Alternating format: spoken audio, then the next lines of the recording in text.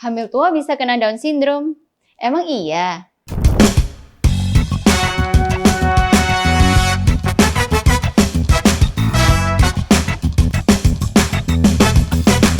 Halo Sobat Silom, perkenalkan nama saya Dr. Isfarani Devana Irawan, spesialis anak yang berpraktek di Rumah Sakit Silom Kelapa II. Hari ini saya akan menjawab pertanyaan dari Sobat Silom seputar penyakit Down syndrome. Apa itu Down syndrome? Down syndrome adalah suatu sindroma yang mana didapatkan secara genetik ya, atau keturunan. Hal itu bisa terjadi karena saat masa pembuahan terjadi mutasi pada kromosom nomor 21-nya. Sehingga kromosom yang semula seharusnya berjumlah 2 ya masing-masing, pada anak dengan Down syndrome dia menjadi 3 atau dikenal dengan trisomi 21. Nantinya si anak bisa mengalami kelainan baik secara fisik pada perkembangannya, kemudian juga secara mental. Nah, kenapa sih anak kita bisa kena Down syndrome?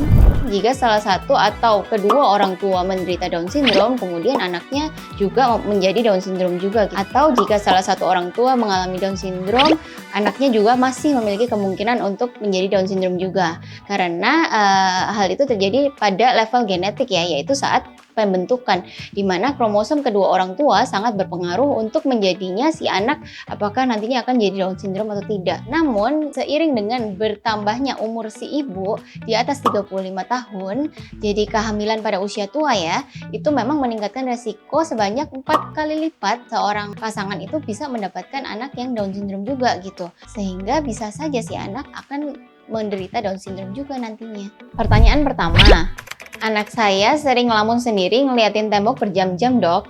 Apa itu tanda Down syndrome? Jadi pada anak dengan Down syndrome ada kelainan fisik yang khas. Dari wajahnya itu kita kenalnya dengan facies Down syndrome ya, di mana kedua matanya dia cenderung sipit atau slant eye, ada jembatan hidungnya itu lebar, telinganya biasanya lebih kecil, mukanya khas untuk Down syndrome, dan banyak kelainan organ lain yang mungkin tidak terlihat dari luar, seperti ada kelainan jantung biasanya, kemudian kelainan pada tiroidnya, kelainan pada sistem pencernaannya juga. Secara mental, anak dengan Down syndrome juga bisa mengalami berbagai kelainan dalam masa perkembangannya, mulai dari yang paling ringan sampai dengan yang paling berat. Yang paling berat adalah contohnya keterlambatan perkembangan secara menyeluruh atau global developmental delay, atau yang paling ringan ya, anaknya hanya mengalami gangguan dari kognisi saja atau kognitifnya lebih rendah IQ-nya dibandingkan anak-anak lain yang seumurnya. Nah, Sobat Silom mesti tahu bahwa pertanyaan ini terbalik sebenarnya. Jadi anak dengan Down syndrome bisa disertai dengan kelainan perkembangan yang menuju ke arah autism. Namun tidak semua anak dengan autism mengalami Down syndrome juga gitu. Sekitar kurang lebih 20% anak dengan Down syndrome biasanya bisa mengalami autisme juga selama perkembangannya. Dan salah satu ciri anak autisme adalah dia suka melihat tembok sendiri, suka memiliki ketertarikan terhadap benda-benda yang bergerak contohnya. Nah, itu semuanya menyertai anak dengan autisme. Pertanyaan yang kedua, Down syndrome bisa ketahuan dari hamil nggak ya dok? Betul ya, Down syndrome itu dia bisa ketahuan dari hamil, bahkan sebelum kedua orang tuanya menikah gitu ya, sebelum proses konsepsi. Karena selama hamil bisa dilakukan pemeriksaan beberapa macam ya. Yang paling sering kita lakukan adalah USG. Biasanya dilakukan fetal maternal screening di usia kurang lebih trimester kedua, yaitu di kehamilan 20 minggu. Kemudian dari pemeriksaan darah ataupun pemeriksaan lain juga bisa dilakukan. Contohnya adalah namanya adalah chorionic villus sampling, di mana jaringan plasenta dari mamanya itu diambil, kemudian diperiksa genetiknya apakah ditemukan adanya trisomi 21 ataupun tidak. Kemudian yang ketiga ada pemeriksaan namanya NIPT, yaitu non-invasive prenatal testing, di mana hal ini 99% mendeteksi apakah seorang anak mengalami trisomi ataupun sindrom yang lain gitu ya. Kemudian yang terakhir adalah pemeriksaan amniocentesis, di mana mamanya itu diambil cairan ketubannya, kemudian diperiksa di laboratorium genetiknya juga apakah ada kelainan trisomi 21 atau tidak. Nikah sama sepupu, kira-kira anaknya bisa nggak ya kena Down syndrome? memang tidak disarankan ya, karena namanya penyakit keturunan atau genetik berarti dari satu sumber yang sama gitu ya, sehingga kalau terjadi pernikahan di dalam anggota keluarga yang sama, kemungkinan besar anaknya bisa terkena juga Down syndrome karena mendapatkan gen dari kedua orang tua yang tadinya dari satu sumber dengan Down syndrome gitu. Saya lagi hamil, Dok, dan takut terkena Down syndrome. Harus bagaimana ya?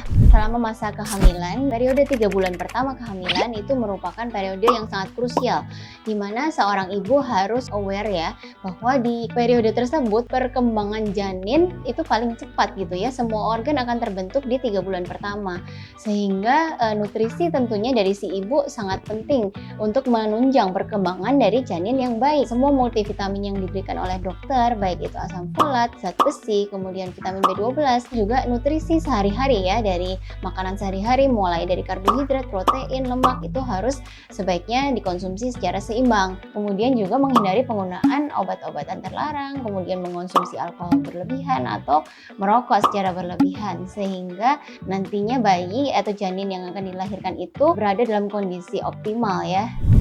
Down syndrome tuh bisa sembuh nggak sih, Dok? Jadi Down syndrome karena dia penyakit keturunan atau genetik, dia tidak bisa sembuh ya, karena akan dibawa oleh si penderita seumur hidupnya gitu. Namun yang bisa kita lakukan sebagai orang tua adalah menjaga kualitas hidup si anak tadi, sehingga nantinya dia akan bertumbuh dan berkembang dengan baik. Sehingga untuk menjamin anak tersebut bisa melakukan fungsi hidup dasar, maka si anak harus tentunya disupport.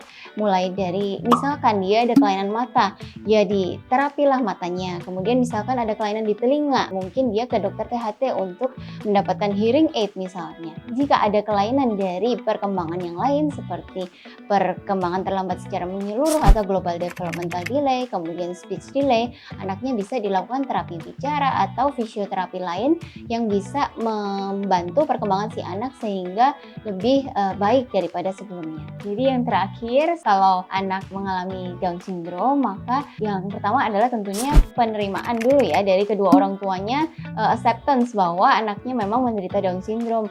But it's okay, anak dengan Down syndrome dia adalah anak dengan berkebutuhan khusus, anak spesial ya artinya. Kemudian justru memfasilitasi bagaimana si anak yang tadinya mengalami kebutuhan khusus ini nantinya bisa diterima di masyarakat dengan cara memenuhi kebutuhan nutrisinya, kemudian tumbuh kembangnya disupport, kemudian kalau ada penyakit yang menyertai atau komorbid tadinya juga diatasi semuanya. Buktinya bahwa anak dengan Down syndrome ada yang bisa menjadi model terkenal, ada yang bisa menjadi dokter dan saintis.